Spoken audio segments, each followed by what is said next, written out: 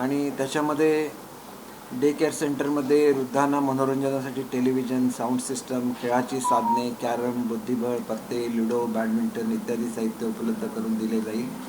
त्याच्यानंतर वृद्धांचे शारीरिक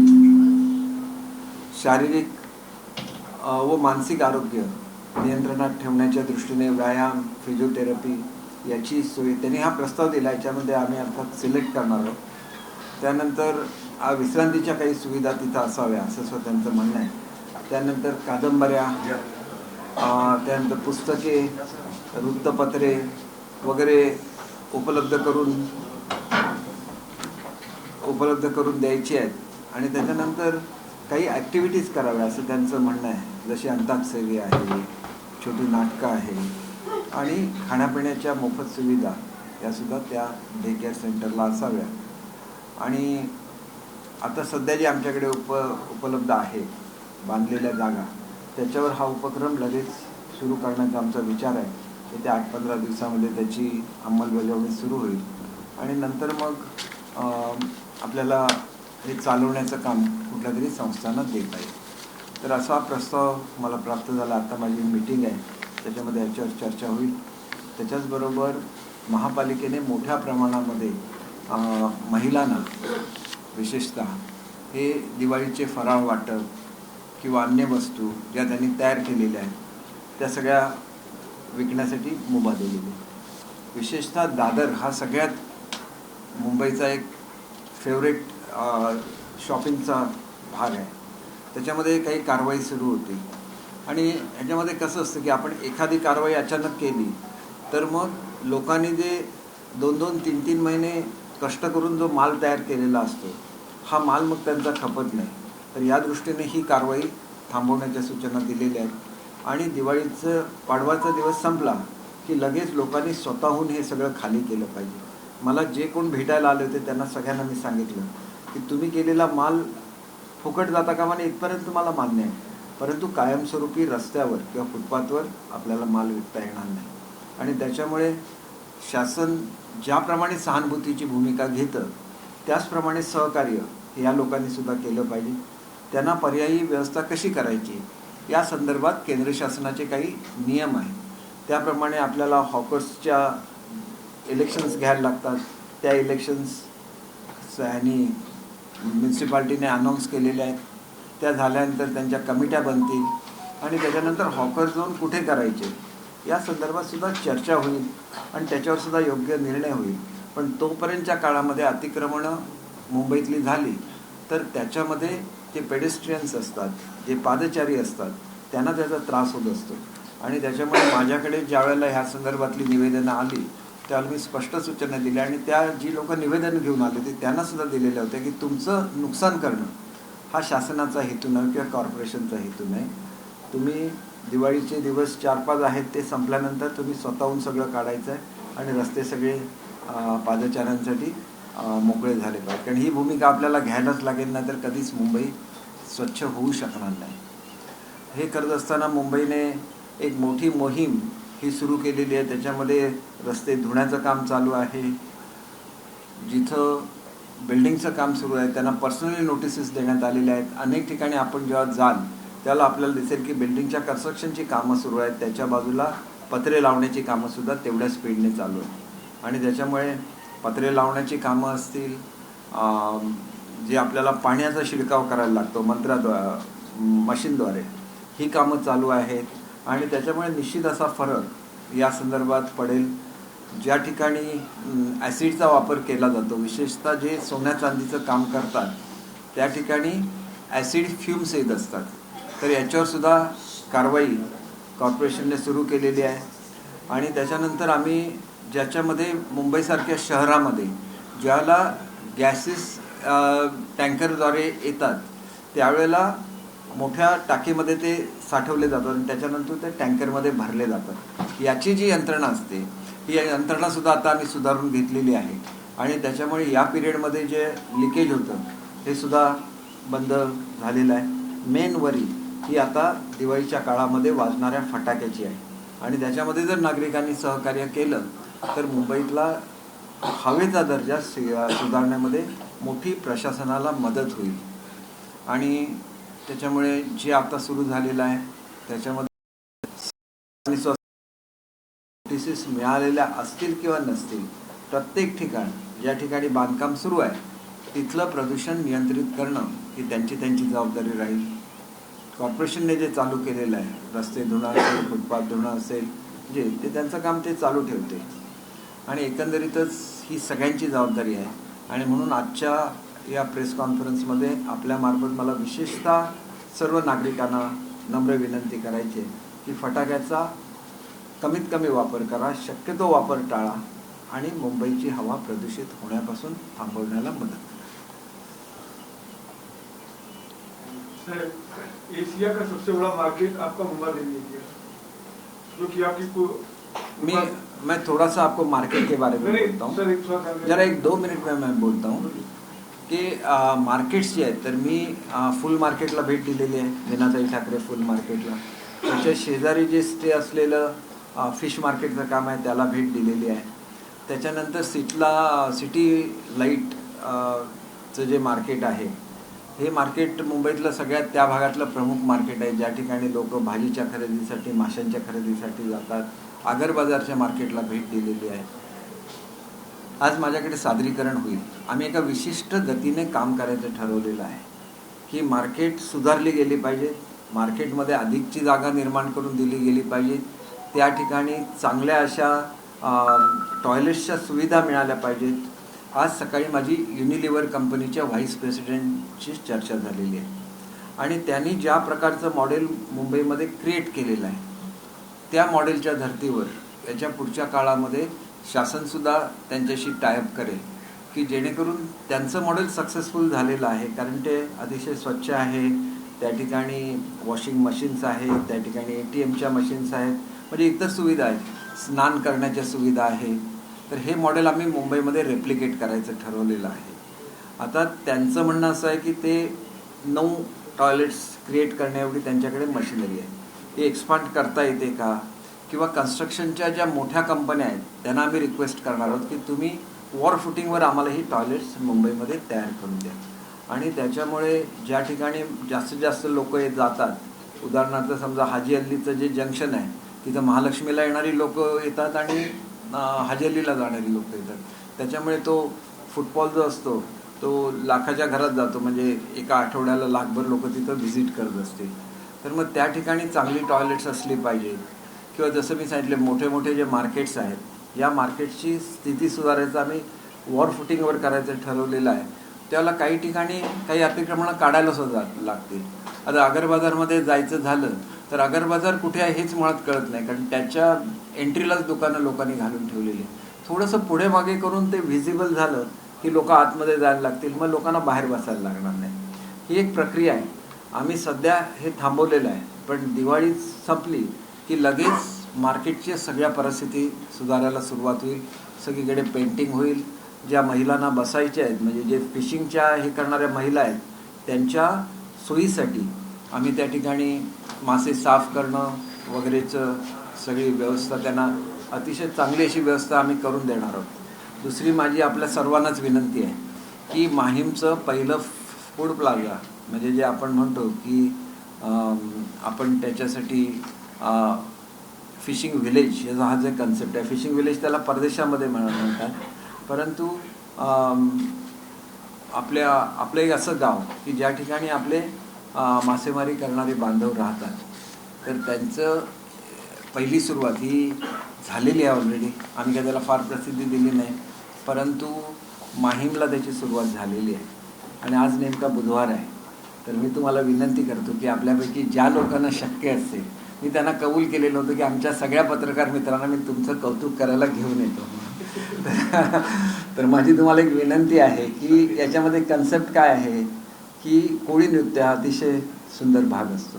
तर त्या ठिकाणी कोळी नृत्य असणार, त्या ठिकाणी आपल्या भगिनी मासे दे विकत असणार. तुम्ही जर आज तयारी दाखवली तर आज, नाहीतर मग दिवाळी झाल्यानंतर लगेच जो पहिला बुधवार किंवा शुक्रवार येईल आपण त्यांचं कौतुक करायला यावं अशी आपल्याला विनंती आहे. मग त्या दिवशी मी व्यवस्थित हे सगळं मी आता सेटअप करायला सांगितलं. उद्घाटनाच्या वेळेला चांगला नाच वगैरे असतो, परंतु तो कायमस्वरूपी प्रत्येकाला मिळाला पाहिजे, दिसला पाहिजे. आणि छोटे छोटे इनिशिएटिव्ह असतात, पण त्याच्यामधून मोठा फरक हा पडतो. उद्या आपले जर हे सगळे कोळीवाडे आहेत, ही जर पर्यटन स्थळं ठरली तर ते मुंबईचं एक आगळं वेगळं अट्रॅक्शन ठरेल. कारण एका गावामध्ये एक फिशिंग विलेज असतं. आम्ही ज्याला हॉलंडमध्ये जातो, ॲम्स्टरडमवरून तुम्हाला 300 किलोमीटर जायला लागतं फिशिंग विलेजमध्ये जायला, आणि तिथं गेल्यानंतर सेम असतं, फूड कोर्ट असतं, त्यांच्या घरामध्ये राहायला मिळतं. पण इथं तर 10-10 ठिकाणं आहेत जी तुमच्यापासून 5-10 किलोमीटरवर आहे. म्हणजे तुम्ही एअरपोर्टला उतरला की 7-8 किलोमीटरमध्ये माहीमचा कोळीवाडा लागतो, आणि एक तुम्ही 4 किलोमीटर गेला वरळीचा कोळीवाडा लागतो, त्याच्यामधून आणि तुम्ही 5-6 किलोमीटरवर गेला कुलाब्याचा कोळीवाडा लागतो. तर माझी विनंती आहे, सोडून द्या की आपली प्रेस वगैरे असते म्हणून, तुम्ही त्यांचं कौतुक करायला सगळ्यांनी यावं. आणि मी बुधवार अशासाठी म्हटलं की एरवी गुरुवारी मी ओपनिंग केलं, त्याच्यामुळे मला सुद्धा व्हेज खायला लागलं कोळीवाड्याचा. तर निदान बुधवार किंवा शुक्रवार वगैरे असलं त्या दिवशी कोणाचा वार नसतो. गमतीचा भाग आहे. आपण सगळे सगळ्या कोळीवाड्यांमध्ये आम्ही असं करणार आहोत. ही छोटीशी सुरुवात आहे, अजून त्यांच्या ॲम्युनिटीज डेव्हलप होत आहेत. आम्ही त्यांना चांगले बेनमेरी नावाचं एक इन्स्ट्रुमेंट असतं, त्याच्यामध्ये गरम पाणी असतं, लगेच ते सगळे पदार्थ गरम राहतात. किंवा असं आम्ही त्यांना फूड हे सुद्धा दिले आहेत, व्हॅन्स दिले आहेत. आणि आम्ही संपूर्णच कायापालट करणार 100%. आपण ही केवळ सुरुवात आहे, छोटीशी सुरुवात, ज्याच्यामध्ये मी सुद्धा अजून गेलो नाही. मी ओपनिंगला गेलो होतो मागच्या गुरुवारी, आज गेलेलो नाही. पण तुमची जर तयारी असेल तर मी तिथं तयारी करायला सांगणार की ऐसा है कि अपना ये मार्केट जो है मुंबा देवी का कल्चर, कपड़ा का एशिया का बड़ा मार्केट, कपड़ा market, gold market, silver market है, डायमंड वगैरह मार्केट बड़ा है, एशिया का सबसे बड़ा मार्केट है, जिसमें इंडिया से ही नहीं, इंडिया के बाहर से लोग भी मार्केट में आते हैं. सर यहाँ पे आपने कहा फटाका बंद करने की, आपने कहा कमी पर यहाँ पे एक फटाका डेली जो चलता है एसिड का, ये बहुत बड़े पैमाने पे चलता है, जो कि वहाँ पे लोगों को टीबी कैंसर की भयंकर बीमारी चलती है. नहीं, मैंने अभी आपको बोला कि एसिड का जहाँ यूज होता है उस सबको नोटिस दिए गए हैं और उस पर कार्रवाई भी चल रही है. ना कि इसका मतलब ये नहीं है कि किसी का बिजनेस बंद करने की उसमें कोई भी ये नहीं है, लेकिन जो भी नॉर्म्स रहते हैं, अगर आपको चिमनी लगानी है, आपके गैसेस बाहर नहीं आने हो, तो उसके बारे में जो करना पड़ता है वो तो करना ही पड़ता है. और जो एक्टिविटीज़ इंडस्ट्रियल एरिया में होती है वो तो इंडस्ट्रियल एरिया में ही करनी है, क्योंकि वहाँ पे सब सुविधाएं होती है. जहाँ पे लोग रहते हैं वहाँ पे एक्टिविटीज नहीं चलती. ऐसा है वहाँ पे क्या स्थिती है? म्हटल्याने असं म्हटलंय की मराठ्यांचं नुकसान हे ओबीसी त्यांनी केलेलं आहे, आणि जर 24 डिसेंबरपर्यंत आम्हाला आरक्षण मिळालं नाही तर आम्ही ओबीसी नेत्यांची नावं जाहीर करू. मला आपल्याला एक अत्यंत नम्रपणे विनंती करायची आहे. जरांगे पाटील साहेबांची भूमिका होती ही सुरुवातीला मराठवाड्यामध्ये जी सर्टिफिकेट मिळत नाही त्या सर्टिफिकेट मिळण्याच्या संदर्भातली होती, बरोबर आहे ना. ती मागणी पूर्ण जवळजवळ झालेली आणि त्याची सुरुवात सुद्धा झालेली आहे. त्याच्यानंतर सामाजिक विद्वेष कसा वाढणार नाही याच्यासाठी सुद्धा त्यांनी काम केलं पाहिजे. कारण ज्यावेळेला आपण आपल्या समाजासाठी काम करतो त्यावेळेला सर्वच समाजांची जबाबदारीसुद्धा आपल्याबरोबर असते. हा काय मराठा समाज विरुद्ध ओबीसी असा वाद महाराष्ट्रामध्ये बिलकुल नाही आहे. आणि ज्या वेळेला आम्ही कुणबी सर्टिफिकेट द्यायची ठरवली त्यावेळेला सर्व ओबीसी नेत्यांनी आम्हाला एक मूर्खाने पाठिंबा दिलेला होता. पण कुणबी सर्टिफिकेट ही शेवटची लढाई नाही. मूळ लढाई कुठली आहे की मराठा समाजाला स्वतंत्र आरक्षण देणं, कुठल्या कोणाचंही आरक्षण कमी न करता त्यांना आरक्षण देणं, हे एक सरकारचं पाऊल आहे. हे पाऊल यशस्वी झालं पाहिजे. तर त्याच्यासाठी सरकारवर दबाव आणण्याचं कारणच नाही, कारण सरकारच म्हणते की आम्हाला हे द्यायचं आहे. मग दबाव कशासाठी? आता सहकार्याला सहकार्याची आवश्यकता आहे. बघा, मी ज्या समाजाचा आहे त्याचं आरक्षण काढून घेतलेलं होतं, कोणीतरी कोर्टात घेतलं आणि त्यांनी सांगितलं की हे प्रॉपर प्रोसिजर फॉलो झाली नाही, त्याच्यामुळे नव्याने सर्वे करा. प्रत्येक गावामध्ये कमिट्या बनवण्यात आल्या. कोणाची घरं मातीची आहेत नेऊन दाखवण्यात आलं. लोक कुठल्या स्थितीमध्ये राहतात दाखवण्यात आलं. आणि त्याच्यामुळे कोर्टाच्या समोर एक जे चित्र गेलेलं आहे की मराठा समाज म्हणजे श्रीमंत आहे किंवा त्यांचं राजकारणामध्ये मोठं वर्चस्व आहे, तर याच्यामधली वस्तुस्थिती की मराठा समाजामधली अनेक कुटुंब ही अल्पभूधारक आहे. ही कुठे अवेलेबल असतो हा डाटा? हा डाटा ग्राम पातळीवर अवेलेबल असतो. तो अवेलेबल करून दिला पाहिजे. मराठा समाजामध्ये अशी अनेक गरीब कुटुंब आहेत की त्या कुटुंबामधली कर्ती व्यक्ती आज मुंबईसारख्या शहरामध्ये माथाडीचं काम करण्यासाठी येते. हे निदर्शनाला आणून दिलं गेलं पाहिजे. मराठवाडा विदर्भासारख्या अनेक भागामध्ये ज्या आत्महत्या होतात त्याच्यामध्ये मोठ्या प्रमाणात आत्महत्या होणारी कुटुंब ही सुद्धा मराठा समाजाची सुद्धा आहेत. इतर समाज इतर आहेत पण मराठा समाजाची सुद्धा आहे. ही सगळी आकडेवारी ज्याला आपण योग्य मुदतीमध्ये गोळा करू त्याच वेळेला टिकणारं आरक्षण देता येईल. सरकार असं आहे का की सरकारने कधी आरक्षण देत नाही म्हणून सांगितलं आहे? सरकारने स्पेशल ॲक्ट केला. पहिला ॲक्ट हे झालं तर दुसरा ॲक्ट केला जो हायकोर्टामध्ये टिकला. परंतु सुप्रीम कोर्टाचे काही ऑब्झर्वेशन्स आहेत आणि आम्ही जी क्युरेटिव्ह पिटिशन केलेली आहे ती क्युरेटिव्ह पिटिशन ऐकण्याचं सुप्रीम कोर्टाने मान्य केलेलं आहे आणि त्याच्यामध्ये आम्ही असा डाटा देऊ शकलो आणि आमची बाजू प्रूव्ह करू शकलो तर टिकणारं आरक्षण मिळेल. जे कधीही आपण एक गोष्ट लक्षात घ्यायच्यावर कॅल्क्युलेशन करायला लागतं, त्यांनी एक्सपर्ट लोकांची मदत घ्यावी. आज जे ओबीसींसाठी आरक्षण आहेत त्याच्यामध्ये जवळजवळ 349 जाती आहेत. 343 की 349 मला नेमकं आठवत नाही, परंतु 340 ते 350 दरम्यान जाती आहे. एक जात त्याच्यामध्ये ॲड झाली तर हे आरक्षण एवढ्या जातींमध्ये विभागलं जाईल. वेरॅज आम्ही देऊ केलेलं आरक्षण हे वेगळं आहे. 12% हे स्वतंत्रपणे मराठा समाजासाठी आहे आणि जर या छोट्या आरक्षणामध्ये गेलं तर 10% मिळणारं आरक्षणापासून त्यांना वंचित राहायला लागणार आहे. या सगळ्या बाजू त्यांनी तपासून बघाव्या आणि त्यांनी काय तो निर्णय घ्यावा. निर्णय शासन अजिबात घेणार नाही, कारण शेवटी हा निर्णय समाजाने घ्यायचा असतो आणि समाजाने निर्णय घेत असताना आपल्याला काय फायद्याचं आहे, मुलांना काय फायद्याचं आहे याचा विचार केला गेला पाहिजे. जे काय बोललं जातं की हे आरक्षण मिळाल्यानंतर सगळ्यांना नोकऱ्या मिळणार, ही वस्तुस्थिती आहे का? मुळात सरकारी नोकऱ्यांमध्ये फक्त आरक्षण असतं आणि त्या सरकारी नोकऱ्या किती असतात तर गेल्या 8-10 वर्षामध्ये 40 ते 50 हजाराच्या वर भरती झालेली नाही आहे. हे पहिलं सरकार आहे की जे 1 लाखाचं भरती करते आणि त्याच्यामुळे नोकऱ्यांची एक बाब असते आणि दुसरी शिक्षणातली बाब असते. शिक्षणामध्ये तर ज्या ओबीसीना फॅसिलिटीज आहेत सर्व फॅसिलिटीज दिलेल्या आहेत मराठा समाजाला, परंतु ॲडमिशनच्या संदर्भात आमचं म्हणणं आहे की 2 गोष्टीमध्ये मराठा समाज मागे आहे. एक म्हणजे शिक्षणामध्ये आणि दुसरं नोकऱ्यांमध्ये. तर ही दोन्ही आरक्षणं मराठा समाजाला मिळाली पाहिजे, ही आमची ठाम भूमिका आहे सरकारची आणि सरकार हे मिळवून देण्यासाठी जे जे काय करायला लागेल ते करेल हे सुद्धा आम्ही जाहीर केलेलं आहे. आता याच्यामध्ये ओबीसी आणि मराठाचा वाद कुठे आला? कुठेच नाही आहे.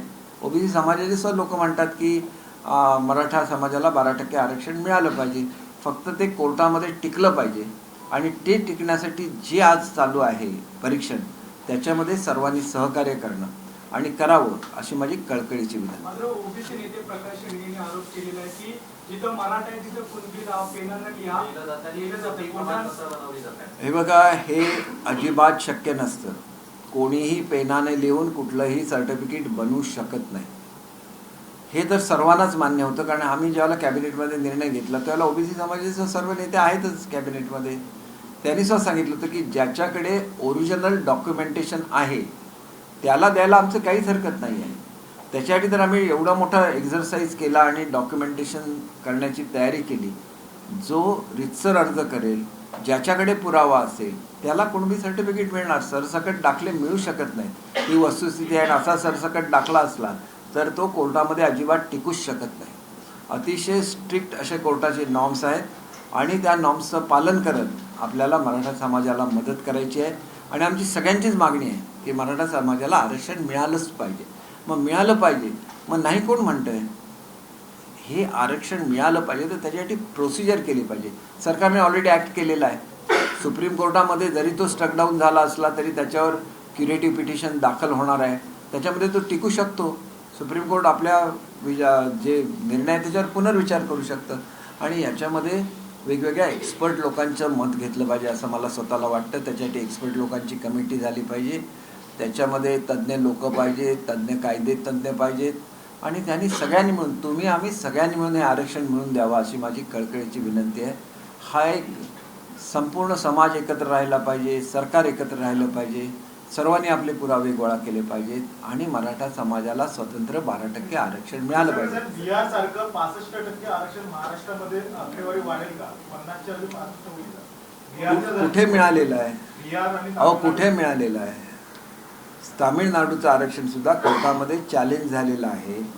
फक्त त्यांनी जो एम्पिरिकल डाटा दिला त्याचं व्हॉल्यूम मोठा होता, त्याच्यामुळे त्यांचं रिजेक्ट झालेलं नाही. आम्हाला काय सांगण्यात आलं की तुमचा एम्पिरिकल डेटा जो आहे त्याची साईज लहान आहे, म्हणून आम्ही आता प्रत्येक डिव्हिजन वाईज कमिट्या नेमलेल्या आहेत.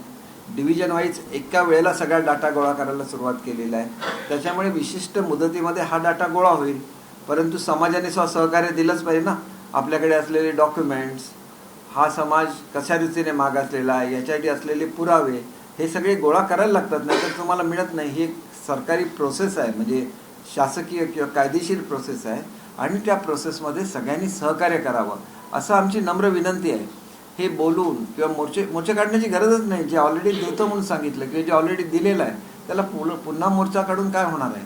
त्याच्यामुळे काय होणार की परस्परांमध्ये गैरसमज निर्माण होता कामा नये. महाराष्ट्राची एकी टिकली पाहिजे, संपूर्ण समाजाचं एकामेकाबरोबरचं प्रेम टिकलं पाहिजे, ही सरकारची भूमिका आहे. मुद्दा तो कोर्ट में विवादित है, ऐसी परिस्थिति में ये आरक्षण कैसे मिल पाएगा? कोर्ट से वो मुद्दा कौन उठाएगा? देखिए, मैंने आपको बोला कि उस पर क्यूरेटिव पिटिशन रहता है और सुप्रीम कोर्ट ने ये मान लिया है कि आपका जो प्ली है हम लोग सुनेंगे, आपका जो कहना है हम सुनेंगे. अगर वो सुनते हैं और उनको उसमें कुछ भी ठीक लगता है तो वो विंडो अपने लिए खुला हो जाएगा. फिर तो ये अपना कर्तव्य है कि जब विंडो खुला हो जाता है तो हमारे पास पूरा डाटा होना चाहिए ना, वो कलेक्ट करना चाहिए. 50% से ज़्यादा रिजर्वेशन है नहीं तो आप रिजर्वेशन कैसे देंगे? 12% रिजर्वेशन कैसे देंगे? देखिए, 50 के ऊपर रिजर्वेशन नहीं आप बोल रहे, लेकिन 10% जो EWS के लिए आ गया वो तो मान्य किया ना सुप्रीम कोर्ट ने. तो फिर वो कैसे मान्य किया? वो तो 60% हो गया. देखिए, आपको जस्टिफाई करना है और जो विशिष्ट परिस्थिति पैदा हो जाती है उसके बारे में भी जस्टिफाई करना पड़ता है. क्या लिखा हुआ है कि विशिष्ट परिस्थिति में आप उसका उल्लंघन कर सकते हैं, तो हमें ये भी प्रूव करना पड़ेगा कि इसके लिए एक विशिष्ट परिस्थिति आ गई है जिसके लिए हमें ये अलाउ कीजिए. बिल्डिंग बनाने वाले जो लोग हैं सर, बिल्डिंग बनाने वाले जो लोग हैं, प्रदूषण नहीं फैलाना चाहिए. जब वो फाइलिंग करते हैं तो क्षेत्र में कितना बजे से कितना बजे फाइलिंग होना चाहिए इसका कोई निर्देश नहीं है. BMC की तरफ से 12,000 का दंड होता है, पुलिस 1200 मारती है, इसलिए वो पुलिस के पास जा करके 1200 भर करके निकल जाते हैं और प्रदूषण फैलाते. नहीं, आपका एक वैलिड मुद्दा है, तो इसके बारे में मैं चर्चा करूंगा BMC के पास. जैसे एयर पोल्यूशन नहीं होना चाहिए उस तरह से साउंड पोल्यूशन भी नहीं होना चाहिए.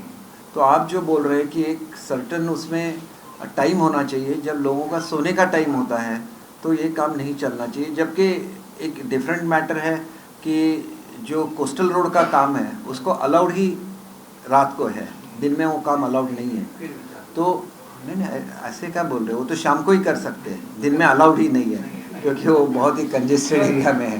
तो वो छोड़ के जो भी रेसिडेंशियल एरिया है उसके लिए हम लोग कुछ निर्णय ले सकते हैं. मैं आज चर्चा करूंगा. आज तो MC साहब CM साहब के पास गए हुए हैं, उनके साथ चर्चा करनी पड़ेगी क्योंकि ये पॉलिसी डिसीजन है. कर्मचाऱ्यांना बोनस संदर्भात एक महत्त्वाची बैठक आहे ती सुरू आहे. बोनस दिला जाणार आहे का? हे आता त्या बैठकीमध्ये ठरणार आहे. काही लोकांना ज्योतिषाने आपोआप पुढचं दिसतं, त्यांच्याकडे दिव्य दृष्टी असते. तशी दिव्य दृष्टी माझ्याकडे नाही आहे. त्याच्यामुळे सकाळी उठल्याबरोबर अनेक लोक सांगत असतात आज हे घडणार, आता हे घडणार, 1 महिन्यानंतर हे घडणार. तर मला तसं काहीच माहिती नसतं. चांगला निर्णय हा या मीटिंगमधून घडो आणि आमच्या सर्व कर्मचारी ते दिवसरात्र काम करत असतात. तुम्ही बघा, एवढी मोठी मुंबई, कधी एक दिवशी पाणी लेट आलं असं होत नाही, कधी मुंबईची लाईट गेली असं होत नाही. म्हणून त्या कर्मचाऱ्यांचं कौतुक केलंच पाहिजे आणि म्हणून ते कौतुक करत असताना त्यांना हे चांगलं त्यांच्यामध्ये त्यांच्या बाजूने व्हावं अशी अपेक्षा करतो. मला मिळणार की नाही हेच माहिती नाही, तर किती मिळणार काय सांगणार. मी तुम्हाला सांगितलं मला दिव्य दृष्टी प्राप्त झालेली नाही आहे, त्याच्यामुळे सकाळी 9च्या मी कधीच प्रेस कॉन्फरन्स घेत नाही आणि तुमची सुद्धा आठवड्यातून एकदा घेतो.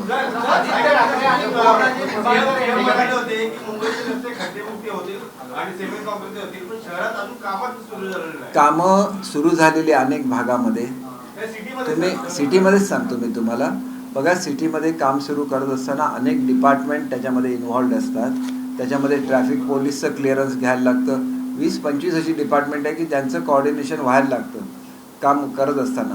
त्याच्यामुळे स्पीड कमी असेल परंतु कामं चालू आहेत. कुठल्याही परिस्थितीमध्ये मुंबई खड्डेमुक्त होणारच. कारण आत्ता पाऊस संपला आहे, आत्ताच टीका करण्याची गरज नाही. पावसामध्ये जरा लेट मी कम्प्लीट. बघा, पावसामध्ये तर काम होऊ शकत नाही. पावसामध्ये सगळीकडे चिखल होणार. आता वर्किंग सीझन आलेला आहे, याच्यामध्ये कुठेही ट्रॅफिक जॅम न होता आपल्याला हे काम करायला लागेल. त्याच्यासाठी सगळ्यांचं सहकार्य पाहिजे. कुठल्याही इंटरनल रोडमध्ये चला, तुम्ही इथं पेडर रोडमधून आतल्या रोडवर आला की तिथे तुम्हाला काम चालू दिसेल. ज्यांनी कामं सुरू केली नाहीत त्यांच्यावर कारवाई होईल 100%. नवीन कॉन्ट्रॅक्टर नेमता येतो. ज्यांना कामं करायची नाही त्यांनी मुळात भरायची नाही.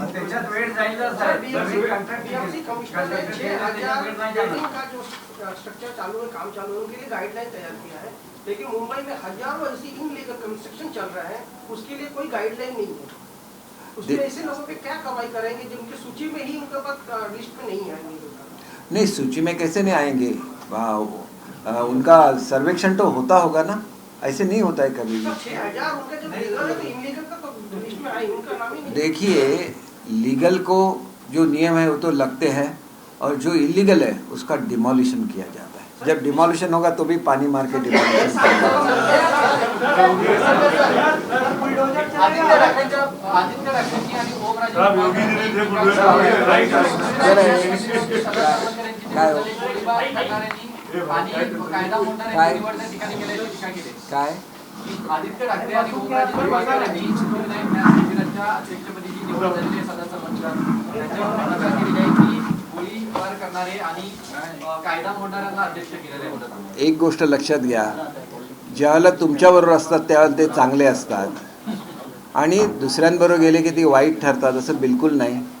सिद्धिविनायक टेम्पलच्या आजूबाजूच्या ब्युटिफिकेशनसाठी 25 कोटी रुपये कोणी मंजूर करून आणले? सरवणकर साहेबांनीच आणले ना. तुम्हाला कधी वाटलं नाही आजूबाजूचा परिसर सुंदर झाला पाहिजे म्हणून? तुम्ही केवळ त्याच्यावर आपला अध्यक्ष नेमला. त्या सिद्धिविनायकला एकतरी गेट आहे का? कुठलंही मंदिर असलं तर सुंदर असं गेट असतं की नाही त्याला? आहे का सिद्धिविनायकला? उत्तर द्या ना मला. हे बघा, आपण काम करायचं नाही. महालक्ष्मीला जायला पर्यायी मार्ग बनू शकत होता ना 25 वर्षामध्ये, का बनला नाही? मी ज्यावेळेला सुरुवात केली मला सगळे सांगत होते हे शक्य नाही होणार.